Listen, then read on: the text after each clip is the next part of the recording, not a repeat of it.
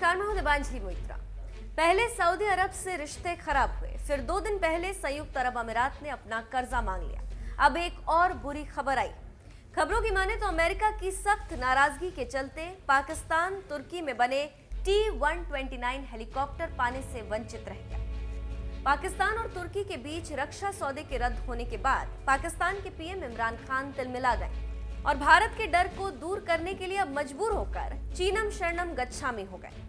तो वहीं विदेशी मामलों के विशेषज्ञ और रक्षा मामलों के जानकार कुछ और ही कह रहे हैं। उनका कहना है कि अमेरिका तुर्की से नाराज है और इसके साथ ही साथ पाकिस्तान से भी उसकी नाराजगी। इसी कारण अमेरिका ने इसका तगड़ा विरोध किया है। लेकिन भारत के ध्रुव और अपाचे से डरे पाक को मिले चीनी हेलीकॉप्टर की क्या है खासियत? क्या चीनी हेलीकॉप्टर भारतीय रक्षा प्रणाली को भेद पाएगा? क्या पाकिस्तान भारतीय लड़ाकू हेलीकॉप्टर अपाचे और रुद्र की तोड़ खोजने में सफल हुआ है? रक्षा मामलों के जानकारों की माने तो तुर्की का T-129 लड़ाकू हेलीकॉप्टर अपनी उम्दा खूबियों के कारण पाक सेना को खूब रास आ रहे थे। यह हेलीकॉप्टर दिन और रात दोनों परिस्थितियों में बेहतरीन जासूसी कर सकते थे। इसमें प्रयोग की गई तकनीक सर्वे के लिहाज से भी काफी शानदार है।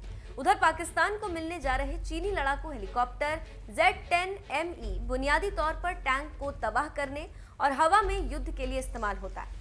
यह अनुमान लगाया जा रहा है कि पाकिस्तानी सेना चीन के Z-10ME हेलीकॉप्टर को सीमित संख्या में खरीदेगी। भारतीय वायुसेना के पास सबसे दमदार स्वदेशी लड़ाकू हेलीकॉप्टर रुद्र है। ये चीन के Z-19 को मात देने में सक्षम है। भारतीय वायुसेना ने इस हेलीकॉप्टर को लद्दाख में तैनात भी कर रखा है। इसके साथ ही साथ भारत के पास H-64E अपाचे हेलीकॉप्टर है। अपाचे दुनिया के सबसे हाईटेक मल्टीपर्पज फाइटर हेलीकॉप्टरों में से एक। इसे अमेरिकी सेना की तरफ से उड़ाया जाता है। चिनूक एक मल्टीपर्पज वर्टिकल लिफ्ट हेलीकॉप्टर है। इसका उपयोग मुख्य रूप से सैनिकों, तोपखाने, उपकरण और ईंधन के परिवहन के लिए किया जाता है। तुर्की के हेलीकॉप्टर एरोस्पेस इंडस्ट्रीज और अमेरिका की एक मशहूर ऑगस्टा वेस्टलैंड कंपनी ने संयुक्त रूप से T-129 लड़ाकू हेलीकॉप्टर का निर्माण किया। अमेरिकी कंपनी वेस्टलैंड ने हेलीकॉप्टर का इंजन और इसके पंखे को डिजाइन किया, तो वहीं तुर्की की कंपनी के पास इस डिजाइन के सर्वाधिकार सुरक्षित है। लेकिन अमेरिका इस हेलीकॉप्टर को किसी तीसरे देश को बेचने पर रोक लगा सकता है। यही प्रमुख कारण है कि अमेरिका ने इस हेलीकॉप्टर को बेचने की इजाजत नहीं दी। पाकिस्तान ने साल 2017 में औपचारिक परीक्षण के बाद तुर्की में निर्मित T-129 लड़ाकू हेलीकॉप्टर खरीदने का फैसला लिया था।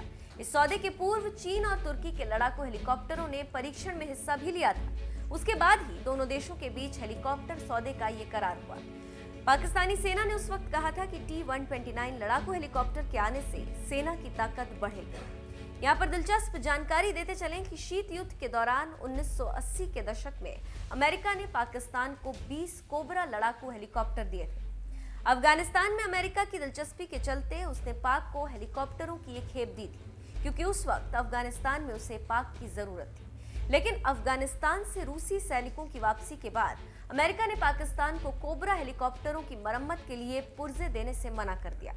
ऐसे में पाकिस्तान के समक्ष कोबरा हेलीकॉप्टरों को ऑपरेशन में रखना मुश्किल हो गया। उसी के बाद पाकिस्तान चीन की तरफ झुका है और अपनी सीमा को सुरक्षित रखने के लिए हेलीकॉप्टर Z-10 को लेकर ला टपका रहा है। लेकिन अभी चीन से बात बनी नहीं, क्योंकि चीन इस बात को समझता है कि अगर पाक ने मुंह खोला तो उसको फ्री में देना पड़ेगा। लेकिन चीन बहुत ही शातिर कंपनी, उसे मालूम है कि पाकिस्तान की औकात क्या है।